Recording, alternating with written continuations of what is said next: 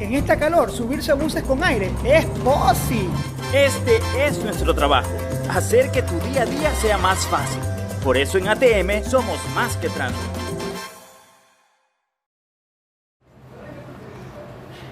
Bienvenidos, muy buenos días, ¿cómo están? Yo soy Anderson Boscán, esto es Café La Posta, un espacio para revisar la coyuntura política en la actualidad nacional. Hoy es miércoles 6 de octubre del año del señor 2019. ¿No? El 6 de octubre, amigo. 6 de noviembre. Es que yo todavía estoy en los días del paro. Sí, cuidado que nos viene a tirar piedras. Cuidado, a ver si... Me gustó tanto que me he quedado allí. Gracias por conectarse a la señal de La Posta, gracias por interesarse en las revisiones que hacemos desde este modesto espacio y gracias sobre todo a los auspiciantes que nos ayudan a encontrarnos cada mañana. Paso lista de memoria, sin papelito. La ATM de Guayaquil, el gobierno de Guayas, Seguros Sucre, Azúcar Valdés, porque detrás de cada fundita de azúcar se esconden 180.000 empleos, es decir, 180.000 familias. Por supuesto que Melate, nuestra casa en la ciudad capital, en la avenida Amazonas, y Pereira Smart App, el grupo de abogados que se encarga de salvarle el trasero a los pequeños emprendimientos para que no cometan ninguna metida de pata monumental en materia legal. Y Six Rentacar, que permite que los equipos de La Posta se movilicen de forma segura por Quito y Guayaquil. Cumplida la cuota comercial, vamos a una revisión de los hechos. Esto es En Caliente.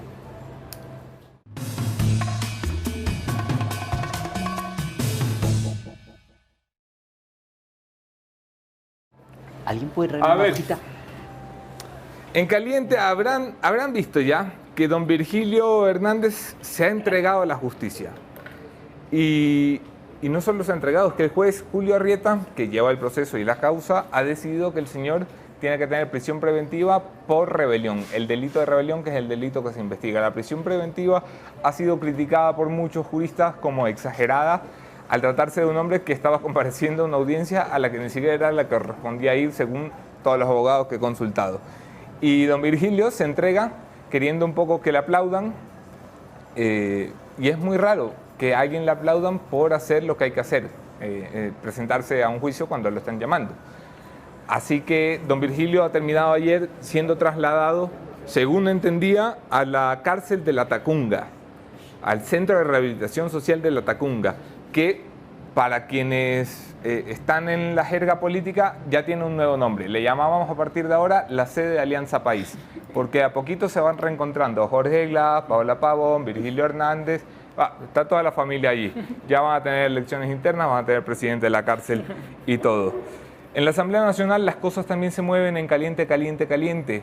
El Partido Social Cristiano cabildea con el acelerador a fondo para tratar de archivar el proyecto de reforma económica que ha enviado el presidente de la República, Lenín Moreno. Este es el cuarto proyecto de reforma económica de un presidente que tiene menos de 3 años en el cargo. Esto dice mucho de un país que cada 6 meses cree que hay que cambiar el rumbo de la economía.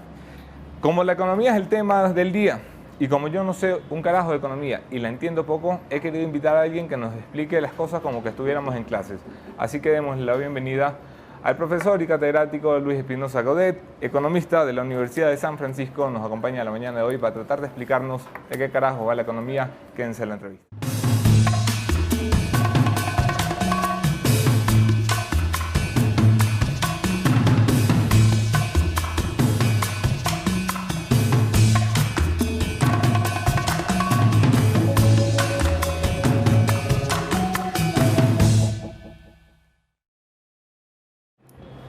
Yo soy Anderson Boján en todas las redes, podemos seguir allí la conversación. Un abrazo especial a quienes comparten nuestros contenidos, los quiero más que si no los comparten.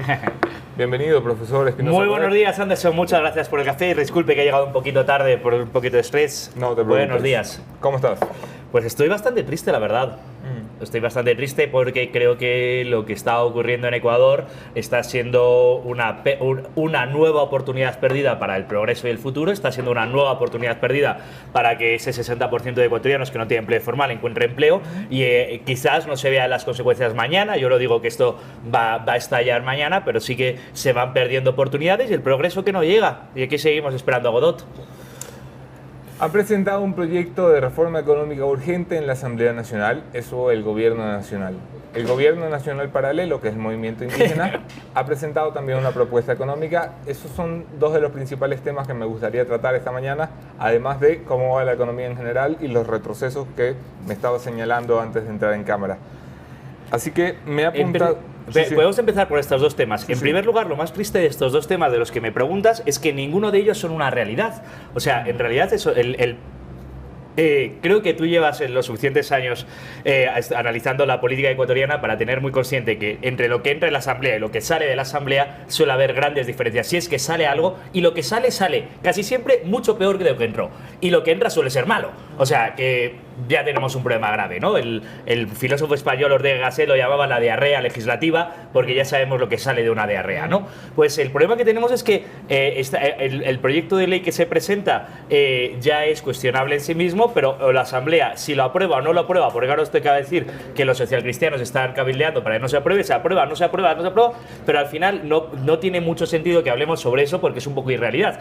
Y si ya hablamos de irrealidades, ese plan de Pablo Dávalos, porque vamos, parece que va firmadito con nombre y apellidos, que presenta la CONAIE, que se supone que lo que iban a hacer era un decreto de modificación del 8833, que es el de los subsidios, que además se supone que lo hicieron entre todos, pero casualmente todo lo que salió es básicamente lo que siempre venía diciendo Pablo Dávalos y el Movimiento de Economía Heterodoxa. Ahora que ese señor que se ha presentado a política legítimamente, pero ha obtenido el 1,4% de votos de los quiteños, es decir, no tiene mayor representatividad, y la CONAIE, que es muy cuestionable cuál es su representatividad democrática, porque no es verdad que la CONAIE son los indígenas y no es verdad que la CONAIE representa a los indígenas. La CONAIE no ha habido unas elecciones democráticas transparentes que podamos decir eso.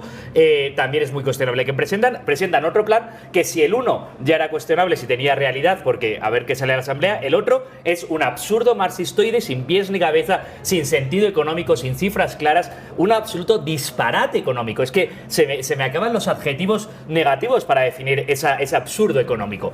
Pero y ahora se supone que usted y yo tenemos que debatir en serio propuestas que ni tienen legitimidad democrática ni tienen realidad económica. ¿Tú crees que el movimiento indígena no tiene legitimidad democrática en este país?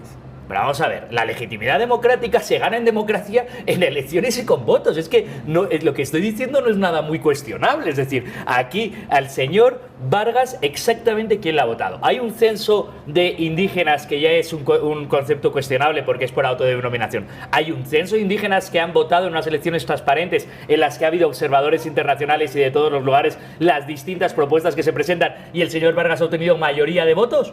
No, eso jamás ha ocurrido. Hay una estructura bastante cuestionable de movimientos de base y líderes, pero que no tiene legitimidad democrática. Pero te hago un corte y vamos, que yo tengo traído acá todas las visiones, así que te traigo la visión del movimiento indígena, la dirigencia del movimiento indígena, la CONAIE, que es el brazo político del movimiento indígena.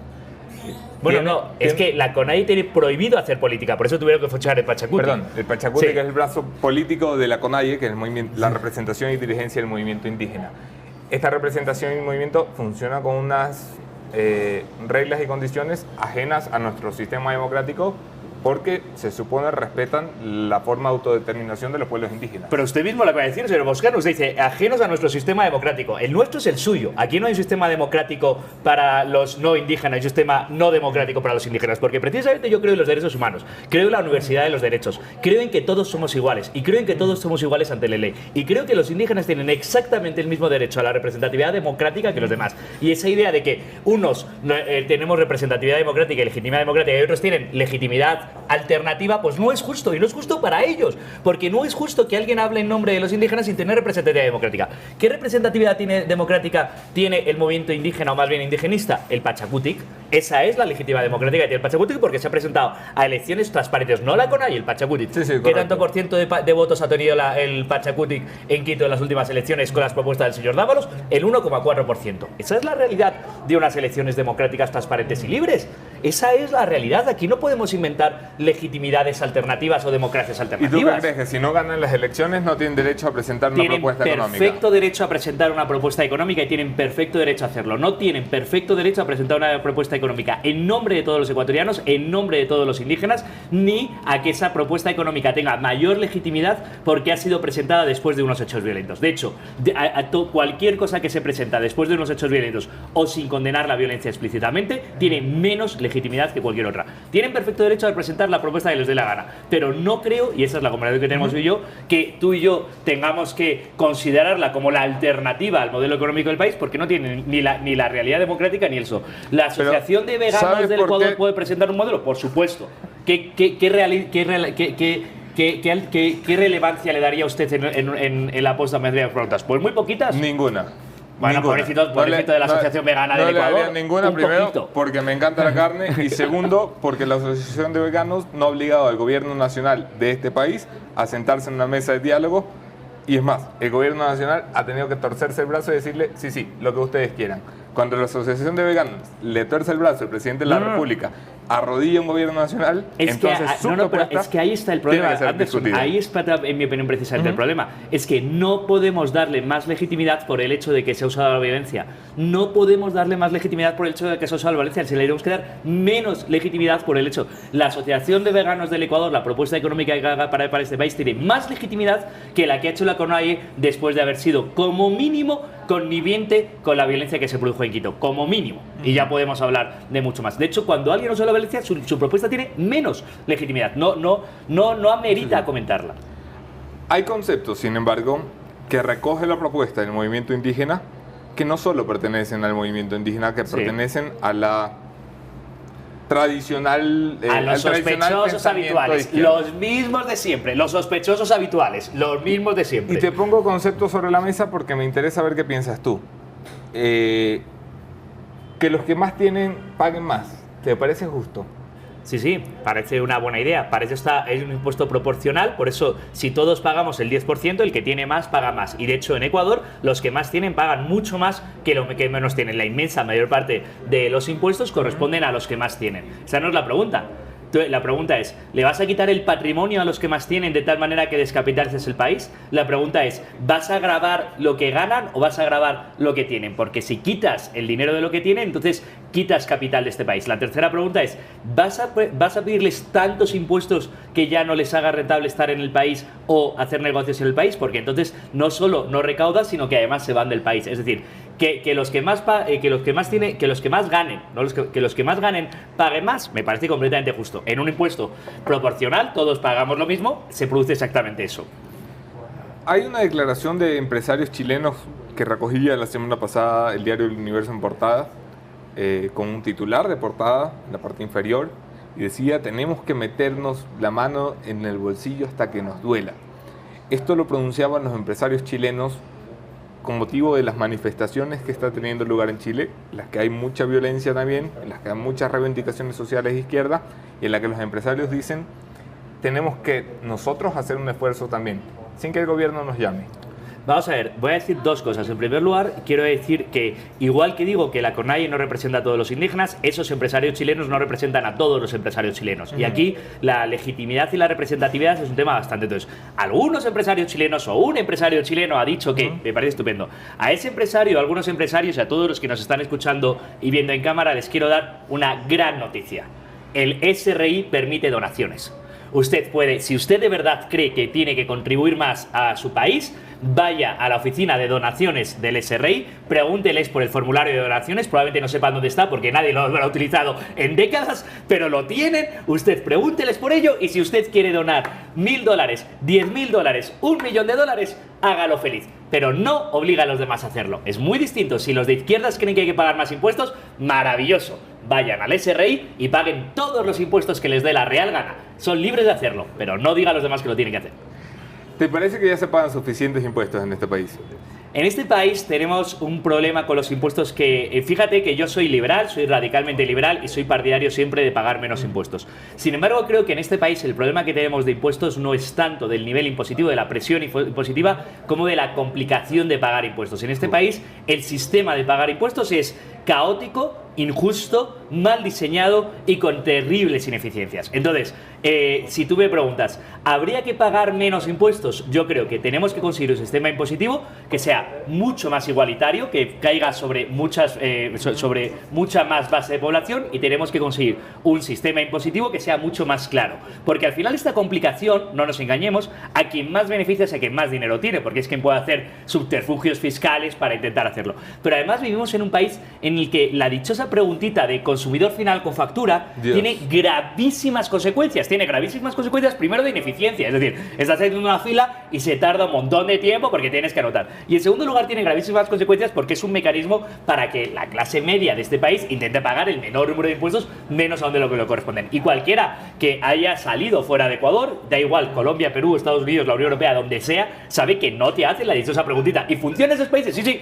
funcionan. Y mucho mejor gracias a que no hacen. Entonces, el primer problema de este país no es tanto de carga impositiva como de diseño del sistema impositivo. Y lo que hay que hacer es simplificarlo muchísimo. Y también tenemos que dar una cierta seguridad jurídica. ¿Qué quiere decir seguridad jurídica? No podemos estar cambiando de sistema fiscal cada 3 semanas, pero, como tú muy bien decías. ¿Qué seguridad jurídica? Si el presidente prometió en 2017 que iba a extraer no solo seguridad jurídica, sino tributar este país. Esta es su tercera reforma tributaria. Tercera, más las incontables, creo que son 17 en el correísmo. Son 22 reformas tributarias en el correísmo. 22 en el correísmo, yo creo que quede la 25ª. La 25ª en 12 años. Así es absolutamente imposible. Pero claro, también hay un problema político para tener esto. Lo que primero es curioso, porque de esas 25 ninguna ha sido mejor, ninguna ha sido para simplificar el sistema, ninguna ha sido para hacerlo realmente un sistema más justo. Y es curioso porque lo que necesitamos es un cierto consenso al que no es tan difícil llegar, porque fíjate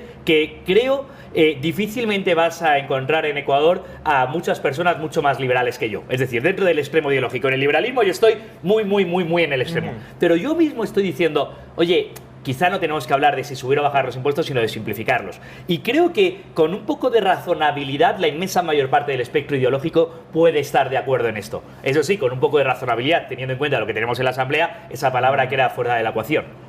Sí, ese es el gran problema. El problema es que esto se tiene que debatir en la Asamblea, donde las posturas, más o menos, me las han pintado así hace pocas horas en la primera reunión de la mañana. Creo está cabildeando para que pase la reforma económica del gobierno. El gobierno está bajándose los pantalones para que todo el mundo se siente a la mesa con ellos y le digan, bueno, que cambiamos, que quitamos, que ponemos, que hacemos. El socialcristianismo está cabildeando para el archivo. Y midiendo la fuerza que tienen en la Asamblea, yo apuesto por el socialcristianismo y su experiencia de cabildeo legislativo. Así que ya verás lo que va a salir de Pero ahí. aquí otra vez volvemos a los problemas fundamentales, Anderson. Es que tenemos que hablar de los problemas fundamentales, tenemos que hablar de los elefantes en la habitación. Este país tiene un 60% de desempleo. O sea, un 60% de ecuatorianos no tiene empleo formal. Sí, sí. No tiene un salario formal. Ese es el elefante de la habitación.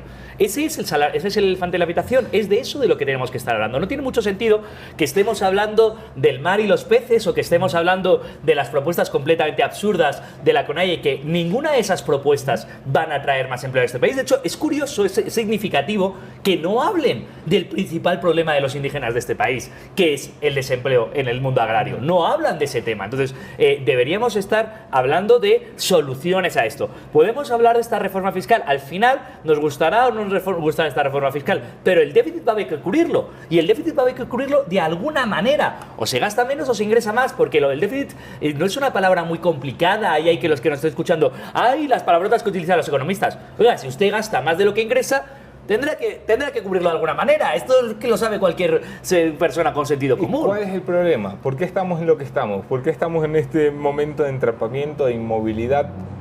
Porque el déficit lo venimos arrastrando, años. Desde el gobierno de Correa, probablemente desde el tercer, cuarto año de gobierno de Correa ya tenemos un déficit descomunal. Desde el 2014 ya es descomunal. Y siguen 9.000 millones más menos. Sí, 8.000 necesidad de financiación, 4.000 de déficit, 5.000 de necesidad, 4.000 de necesidad, sí. Entonces, ¿por qué ahora es distinto? ¿Por qué ahora es la preocupación de tenemos que cerrar el déficit? Si hemos vivido una década con eso. Porque el déficit, lo que no se paga con déficit, se paga con deuda. ¿Qué quiere decir deuda? Hipotecar el futuro de Ecuador, los próximos 5 o 10 años de Ecuador. Y lo que quiere decir es que cada dólar gastado con deuda vale $2, porque hay que pagar los tipos de interés. Y los tipos de interés que se le están cobrando a Ecuador son abusivos, no sé si decir, son inmensos, son muy altos, de en torno al 10%. ¿Por qué son esos tipos de interés tan increíblemente altos en comparación con las otras naciones de nuestro entorno? Colombia puede estar en torno al 3, Perú puede estar en torno al 3, es decir, están en la tercera parte de lo que estamos en Ecuador. ¿Por qué son tan altos? Porque no se fían de que Ecuador vaya a pagar. ¿Por qué no se fían? Porque va acumulando déficit, va acumulando déficit, va acumulando déficit y no presenta soluciones. Así que el problema del déficit es doble. En primer lugar, porque es injusto para los ecuatorianos del futuro. Y en segundo lugar, porque lastra cualquier presupuesto que te permita hacer inversiones o un plan que nos hable de un Ecuador mejor. Al final del presupuesto de Ecuador de este año, 4.000 millones hay que dedicarlos a pagar la deuda de los años anteriores. Y estamos gastando más en eso que en temas mucho más importantes como educación o sanidad. Y al final vamos teniendo cada año otros 4.000 millones de déficit que vamos arrastrando y que van a arrastrar y arrastrar a los ecuatorianos del futuro. Es inmoral, es injusto y lastra el crecimiento económico y las posiciones del futuro. Otra vez lo mismo, empecemos a hablar de soluciones a los problemas reales, no de mundos de fantasía del marxismo del 19 que hablan algunos, o no de mundos de fantasía donde se gasta y no se ingresa. Tenemos que hablar de la economía real. ¿Quién hace los sacrificios, Luis? Muy buena pregunta, muy buena pregunta. Pues todos tenemos que hacer los sacrificios, empezando por el Estado, que tenemos un Estado obeso e ineficiente, siguiendo por las empresas que están teniendo que ajustar utilidades y teniendo que ajustar inversiones a futuro. Te hago pausa para ponerte las pegas de cada uno de los actores del Estado. El gobierno dice, hemos despedido 20.000 burócratas, ¿no les parece un esfuerzo suficiente? Por Dios, el presupuesto sigue en 35.000 millones, es decir, no ha habido una reducción sustantiva del tamaño del Estado. Al final lo que cuenta es la cifra final. La cifra final es que te estás gastando 35.000 millones. ¿Te podrías gastar 34.000 millones? Sí, te podrías gastar 34.000. ¿Te podrías gastar 33.000 sin que haya un cambio brutal en la situación del Ecuador? Sí, te podrías gastar 33.000. ¿No se nos ocurre maneras de hacer el Estado más eficiente? A todos, a los usuarios, a los funcionarios, a los trabajadores públicos, a los directivos del Estado, a los políticos. ¿No empezamos a hablar entre todos, en serio, de maneras de hacer el Estado más eficiente? Voy a poner un tema que nos afecta a todos. Las universidades. Las universidades, de repente, muchos universitarios, no todos ni la mayoría, vamos a distinguir, muchos universitarios salen a tirar piedras contra el decreto 883 porque quieren mantener los subsidios. Qué profundamente injusto que es mantener los subsidios, pero ellos deciden mantener los subsidios. Y luego se sorprenden de que hay que liberar el presupuesto y se baja el presupuesto de universidades. La pregunta es, ¿cuántos estudiantes o líderes estudiantiles universitarios conoces tú, has entrevistado tú, señor Buscán, que estén reclamando por una mejor calidad en la universidad? ¿Cuántos has conocido que estén hablando de el absentismo de los profesores en la universidad? Que estén hablando del gasto de los rectores en la universidad. Que hayan cogido los presupuestos de las universidades y hayan visto, oiga, señor rector, aquí podríamos ahorrar o aquí podríamos gastar mejor. ¿Esa conversación la hemos tenido en algún momento en público? Porque hasta que no tengamos esa conversación de cómo podríamos gastar mejor, no tiene ningún sentido empezar con la conversación de vamos a gastar más. Ningún sentido, porque eso es tirar a un pozo sin fondo. Y la pregunta honesta que le hago a cualquiera de los que nos está escuchando, de verdad, a todos los alumnos universitarios del Ecuador que nos escuchan, ¿no se os ocurre a vosotros mejores maneras de gastar el presupuesto de tu universidad? ¿Y no se te ocurre a ti mejores maneras de hacer más eficiente la universidad? Igual que le pregunto a cualquiera de los funcionarios de los trabajadores públicos del Ministerio de Sanidad, ¿no se os ocurre mejores maneras de hacerlo más eficiente? A cualquiera en el Ministerio de Obras Públicas, claro. ¿No se os ocurre maneras de hacerlo más eficiente? Entre todos podemos empezar a tener la conversación seria, y es cómo conseguimos en Ecuador mejor, no cómo gastar más. Los empresarios llevan 10 años en este país llorando y diciendo que tienen muchos impuestos, que tiene muchas complicaciones, que tiene muchos requisitos, que es cierto, ¿eh? No es cierto, no. Es estrictamente cierto, no porque no. Según el índice de hacer negocios está el puesto 129. Pero a la hora de hacer esfuerzos, yo no veo a los empresarios con ganas de hacerlo. ¿Qué quiere decir hacer esfuerzos? El esfuerzo que tienen que hacer los empresarios es crear empresas, crear trabajo. No se le puede pedir nada más a un empresario que cree empleo. Es la función más maravillosa. De hecho, es curioso, porque yo tengo experiencia de haber entrevistado, que mis alumnos hayan entrevistado cientos, decenas o cientos de empresarios en este país. Casi todos, cuando les preguntas qué es lo más importante que usted hace, dicen, hemos crear empleo. ¿Qué es lo que más orgulloso está? De los 20 trabajadores, de los 10 trabajadores de mi empresa. Si usted le pregunta al propietario de Melate, ¿qué le va a decir? Yo estoy contento porque he ganado mucho dinero. No, seguro que le va a decir, yo estoy contento porque he creado 5, 7 puestos de trabajo. Los empresarios, la función social de la empresarialidad es crear empleo. La pregunta es, ¿pueden los empresarios en este país crear empleo? No. ¿Por qué no? Porque estamos en el puesto 129. Hay 128 países en el mundo en los que es más fácil crear empleo o crear una empresa que luego crea empleo de lo que es en Ecuador. ¿Por qué es tan complicado en este país? Porque tenemos una normativa laboral absurda. Tenemos un aislamiento del mundo absurdo. Tenemos una superintendencia de control de poder de mercado hostigante. Tenemos una superintendencia en cada sector hostigante. Tenemos una normativa para crear empresas imposible. Crear un empleo en este país es una heroicidad. Entonces usted me dice, señor Boscan, que los empresarios tienen que pedirse más. A los empresarios hay que pedirles una cosa, que trabajen honradamente para que creen empleo. Porque si usted le pregunta a los ecuatorianos, ¿qué quiere usted? Los ecuatorianos lo que van a decir es que el 60% que no tiene un empleo formal lo tenga. ¿Y qué se necesita para eso? Que los empresarios creen empresas y creen empleo. No se les puede, no es legítimo ni moral pedirles mucho más. Tienen que cumplir con las normas y pagar impuestos. Completamente de acuerdo. Pero lo más importante es crear empleo. Y no pasa. Y no pasa. ¿Por qué no pasa? Porque se les hostiga. ¿Por qué no pasa? Porque estamos en el puesto 129 del mundo en dificultad para crear una empresa. ¿Por qué no pasa? Porque cada vez viene un funcionario, sea del SRI, de una inspección, de la superintendencia, de lo que sea, a fastidiarles a su empresa. Así es casi imposible. ¿Cuánto tiempo? ¿Qué hay del gran discurso del movimiento indígena y de la izquierda respecto del esfuerzo del empresariado? Cuando dicen, a nosotros nos pasan la factura de la farra, y a los empresarios les pasan una amnistía tributaria para condonar los intereses de su deuda. Esa, en primer lugar, el dato que circuló masivamente es estrictamente falso. Lo que es curioso es que usted, siendo periodista, yo trabajando en la academia, tenemos que luchar mucho por intentar que las fake news no lleguen y no se difundan. Fue fascinante cómo el dato de los 4.500 millones se difundió por todo el país. Y es estrictamente falso. Es mentira, es falso de toda falsedad, mentira. ¿Por qué la gente lo circula? Primero, porque hay muchos que quieren creerlo, que se quieren, la imagen mental que no tienen. No hay 4.000 millones condonados, pero sí hay cerca de 800 millones que se dejaron de recaudar porque se condonaron intereses de deuda. De los cuales al 99% fueron de los pequeños empresarios. ¿Por qué? Porque el sistema impositivo de este país es imposible para salir adelante, es casi imposible salir adelante. ¿Qué ocurre? Que es habitual que a los empresarios se les acumule deudas con el SRI. ¿Qué preferimos? ¿Que no paguen al SRI o que no paguen a sus empleados? ¿Que no paguen al SRI o que quiebren? Porque esa es la realidad, porque la gente no deja de pagar porque le da la real gana, oye, me aburro esta tarde y dejo de pagar, no dejan de pagar porque tienen serias dificultades para mantener la empresa.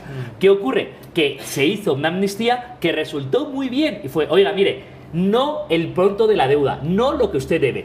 Las multas, de las multas e intereses, se lo voy a perdonar, sí, y solo sí si usted paga ahora. Oiga, pues parece razonable. ¿Cuál es la manera de solucionar eso? Volvemos al inicio de la conversación. Tener una ley fiscal mucho más sencilla, un código fiscal que permita pagar impuestos de manera mucho más transparente. ¿Quién se benefició de esa amnistía fiscal de intereses y multas? El 99% fueron pequeños empresarios. ¿No conoce usted a ningún pequeño empresario en este país? ¿No conoce a ninguna señora que tiene una hueca? ¿A ningún señor que tiene un taxi? ¿A ningún señor que tiene una pequeña zapatería? Pregúntele, porque lo tiene en la esquina. No hable del empresario como si fuese un ente abstracto, como hablan Monseñor Le Capital, así como una cosa, un señor con bombín, con reloj de bolsillo. Pregúntele al señor taxista al que se ha montado hoy. Pregúntele a la zapatería de la esquina y le contarán qué difícil es para ellos cumplir la normativa laboral, cumplir la normativa fiscal y es probable que se haya beneficiado de esa amnistía fiscal. Esa es la realidad de lo que hablamos. La banca, Luis. Otro de los grandes discursos que se ha establecido como verdad absoluta es la banca ha duplicado sus utilidades en relación a lo que ganaba en el gobierno de Correa, cerca de 500 millones más o menos en el último cierre fiscal. ¿No es hora de que ellos también hagan un esfuerzo? Vamos a ver, en primer lugar, aquí es muy llamativo cómo la izquierda tiene ese concepto de que los beneficios son malos. ¿Cuál es la alternativa? ¿Que la banca no tenga beneficio? ¿Usted quiere que la banca no tenga beneficio? Porque le recuerdo que cuando la banca no tenía beneficio en este país fue en el año 99 y quebraron los bancos y perdimos todos, porque se perdió los depósitos de los ecuatorianos que tenían en ese lugar. En segundo lugar, esa idea de que hay que atacar el beneficio empresarial como si fuese inmoral, el beneficio empresarial, si se hace honradamente, es perfectamente moral. En segundo lugar, si queremos que la banca ecuatoriana, si te parece que la banca ecuatoriana tiene beneficios extraordinarios, estoy completamente de acuerdo, hablemos de que entre más banca extranjera, que haya más competencia. ¿Por qué no entra más banca extranjera? Precisamente por el discurso de la izquierda, que tiene una ley, que tiene una superintendencia de bancos que regula las utilidades. ¿Tú crees que en serio que algún banco internacional va a entrar en un país que le digan, oiga, usted invierte y si lo hace bien, el beneficio que se va a llevar la utilidad? Claro, la utilidad es lo que yo gano. No. La utilidad es lo que decide uno en la superintendencia de bancos. ¿Alguien serio va a entrar a un país en el que la utilidad no? Entonces, ¿queremos que la banca tenga más competencia? ¿Realmente tienes ese odio visceral a la banca ecuatoriana? Probablemente por motivos políticos. Primero, tienes un problema grave porque odiar es malo y odiar al que crea empleo y gana beneficios es inmoral. Pero además, ¿realmente lo tienes? Estupendo, estamos de acuerdo. Que venga más banca extranjera, eliminemos las leyes que impiden la entrada de la banca extranjera y que entre en competencia. El gobierno nacional está planteando una independencia del Banco Central ecuatoriano dentro de una reforma económica urgente y nadie entiende muy bien por qué está metido en una reforma tributaria un tema de independencia del Banco Central ecuatoriano. Algunos creen que lo pone incluso en peligro. Hablaba con un buen amigo economista ayer por la noche y me dice, ¿sabes cuánto hay en la Reserva Nacional del Banco Central en este momento? No tengo idea. No sé cuánto hay en mi cuenta, mucho menos en la cuenta del Banco Central. Me dice 2.000 millones. Yo le digo, pues, me suena que está bien, ¿no? Me dice, pues no, el problema es que estos 2.000 millones están en bonos y no del Estado. Sí. Y el problema es que cuando pasemos esto a la banca privada, como propone el proyecto, la banca privada no nos va a aceptar los bonos. Claro. Habrá que darle 2.000 millones. ¿Y de dónde van a salir los 2.000 millones? Pues me pregunta. Dice, ahí está el problema. El problema es que el país va a tener que endeudarse para poder entregarle a los bancos 2.000 millones de dólares. ¿Te parece coherente económicamente? Te lo pregunto desde la plena ignorancia. Vamos a empezar por las dos preguntas principales. Otra vez, Anderson, yo creo que hablamos mucho de los detalles y no hablamos de lo sustancial. En primer lugar, ¿cuál es el papel del Banco Central en dolarización? Esa es la gran pregunta. Eso es de lo que tenemos que estar hablando. Porque ¿cuál es el papel del Banco Central en dolarización? Solo hay dos opciones.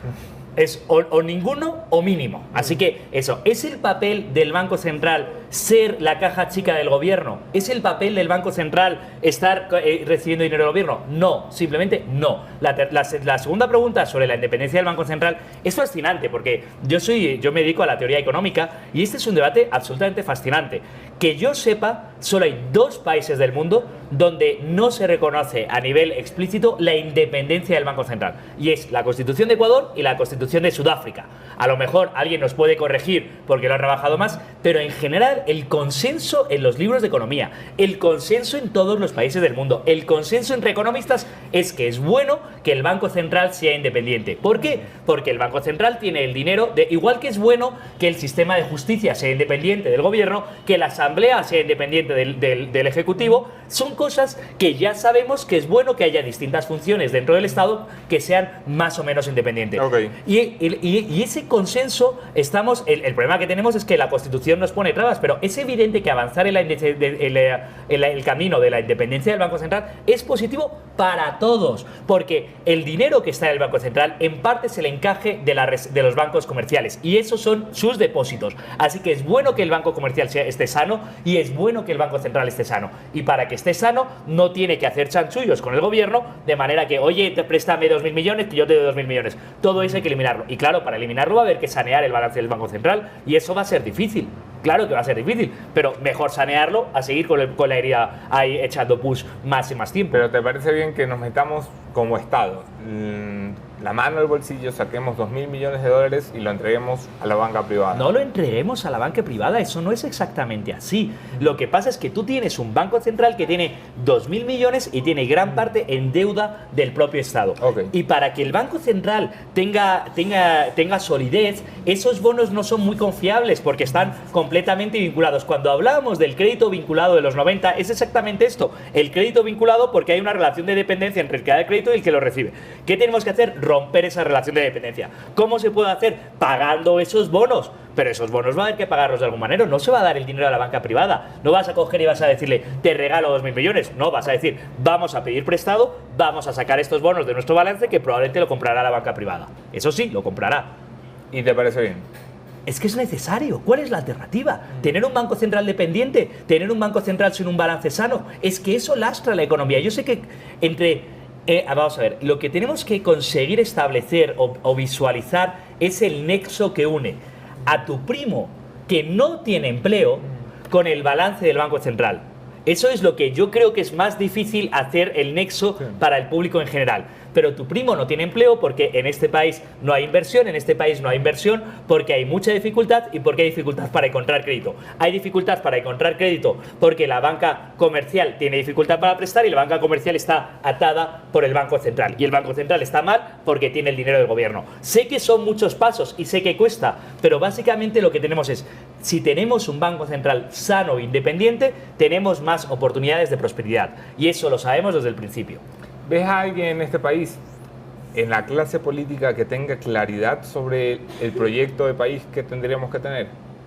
¿Ves a alguien diciendo, oye, hablemos de esto? Yo veo que casi todos nos vemos arrastrados por la coyuntura y hablamos poco de la estructura. Y creo que casi todos nos vemos arrastrados por las grandes noticias y nos vemos. Y ahí, con todo mi permiso, Anderson, también voy a hacer una autocrítica a 4 sectores que deberían estar presentes. Voy a criticar a la clase política, a los que les veo, y tienes toda la razón, muy pocas veces hablar de proyecto de país o de proyecto a futuro. Les veo muy pocas veces hablar de aquí a 5 años donde queremos estar. Pero también veo a los medios de comunicación muy centrados en la última noticia y muy pocas veces intentando hablar de algo que tenga un poco más de profundidad.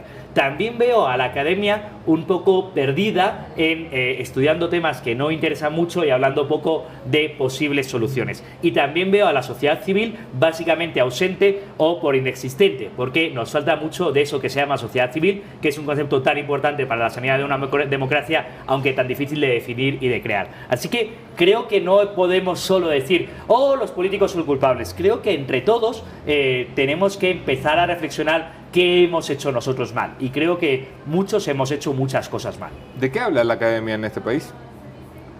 Muy buena pregunta, porque habla de que le den más dinero para el presupuesto, de eso hablan mucho, pero exactamente de qué quieren hacer. Hablan de qué artículo se ha publicado, pero del contenido del artículo se habla muy poco. Y hablan mucho de proyectos ecológicos o medioambientalmente sostenibles, pero económicamente sostenibles también bastante poco.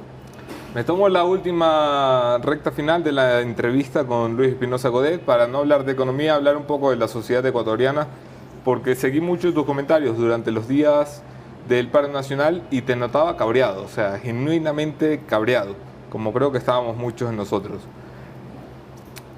¿A quién le echas la culpa tú del paro? A los violentos. ¿Quiénes A los son? violentos y los conniventes con los violentos. ¿El movimiento indígena? No solo. No solo. Creo que los violentos y los conniventes con los violentos. Los violentos son los que tiran piedras, pero detrás de los que tiran piedras están los que les jalean. Y entre los que les jalean estaba el movimiento indígena, por un lado, el correísmo, por otro lado, y la academia, o no toda la academia, otra vez, una parte importante de la academia ecuatoriana con ese sueño de la revolución marxista obsoleto por más de 100 años, que siguen creyendo que la sublevación del pueblo y todas esas imbecilidades, porque ellos solo ven al que tira piedra y no ven a la señora María que tiene que cerrar su negocio con miedo de que le saquen, porque yo lo vi con esos ojos, que estaba dentro del negocio de la señora María y de su hija Berito, que es una pequeña hueca donde está intentando comprar, que les intentaron saquear. Esos no son pueblos y ellos no son indígenas, ¿verdad? Pero los que tiran piedras sí. Así que aquí creo que ha habido mucha connivencia, porque llevamos décadas del mismo discurso, el discurso marxistoide de la revolución, el discurso marxistoide de la revolución que reniega de la democracia, porque la democracia es elegir en urnas, la democracia no es el pueblo en las calles. Tú tienes legítimo derecho a protestar, no me cabe ninguna duda, pero no tienes ni el más mínimo derecho a tirar una piedra, a destrozar el Quito, a incendiar nada, ni el más mínimo derecho, y el que lo hace debe ser reprobado por toda la sociedad, y los que no lo reprueban, entre otros, ya he dicho, el correísmo, el movimiento indígena y gran parte de la academia marxistoide ecuatoriana, son connivientes con la violencia. Dame un segundo allí en gran parte de la academia ecuatoriana, porque esto me interesa porque lo desconozco. Entiendo que algunas universidades prestaron su espacio como centros, espacios de paz le llamaban durante el paro, que son, según entiendo, una actuación pro derechos humanos en la que dicen, bueno, hay gente en las calles, los pueden masacrar, vengan a la academia porque en las universidades tenemos autonomía universitaria, no entra la policía, refúgiense aquí. ¿Te parece mal eso? No, a mí me parece como mínimo cuestionable, pero me parece mal el apoyo de muchos académicos que estaban explícitamente apoyando la sublevación, pero además lo apoyaban porque es completamente coherente con su discurso. Ellos tienen el discurso de la revolución, están convencidos de que la revolución en sentido marxista es lo bueno. Entonces, como tienen el discurso de la revolución, cuando ven una sublevación aplauden con las orejas, y está mal porque la sublevación tiene violencia y eso es lo que están obviando.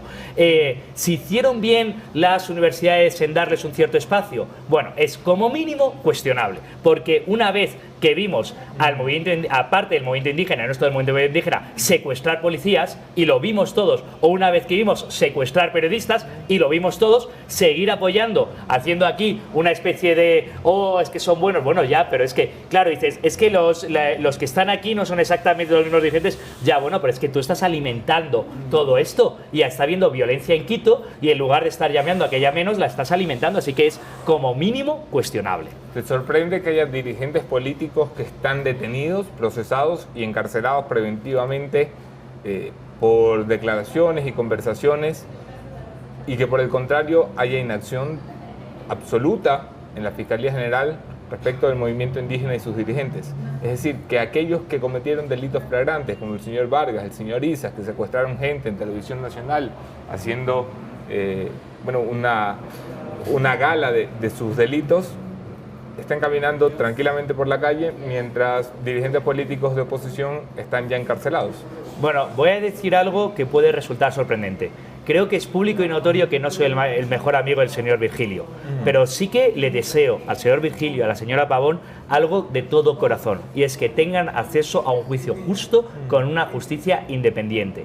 Es lo que le deseo a todos los ciudadanos de este país y a todos los ciudadanos del mundo, porque yo sí creo en los derechos humanos, y los derechos humanos son iguales para todos, y el acceso a un juicio justo con una justicia independiente es para todos. Y por desgracia no puedo decir con completa seguridad que estemos en ese momento. Veremos cómo se va desarrollando el juicio, pero no puedo decirlo con completa seguridad que estemos en ese momento. ¿Y por qué no puedo decirlo con completa seguridad? Precisamente por lo que usted ha dicho.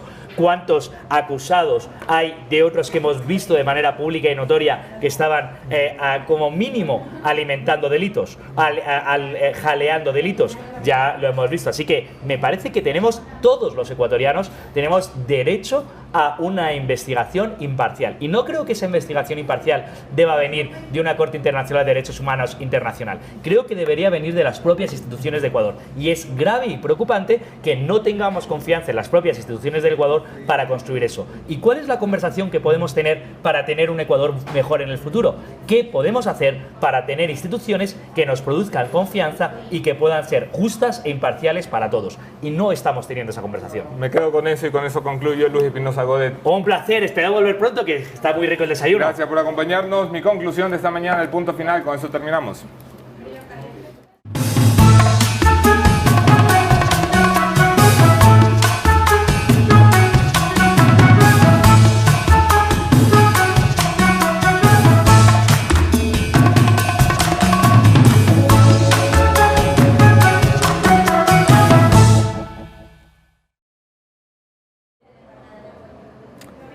Me han escuchado siempre defender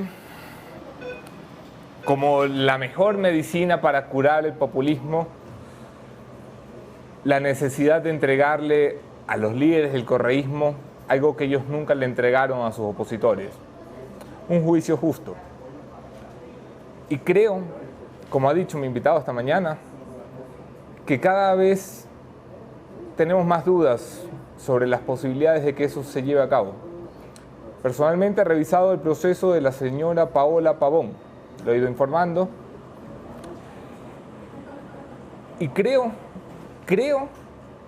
que estamos ante un momento de justicia selectiva, y creo que eso es peligrosísimo, y creo que eso es el retorno a lo que nos opusimos durante 10 años, a lo que criticamos durante 10 años, y creo que no estamos dispuestos, los convencidos demócratas, a permitirlo.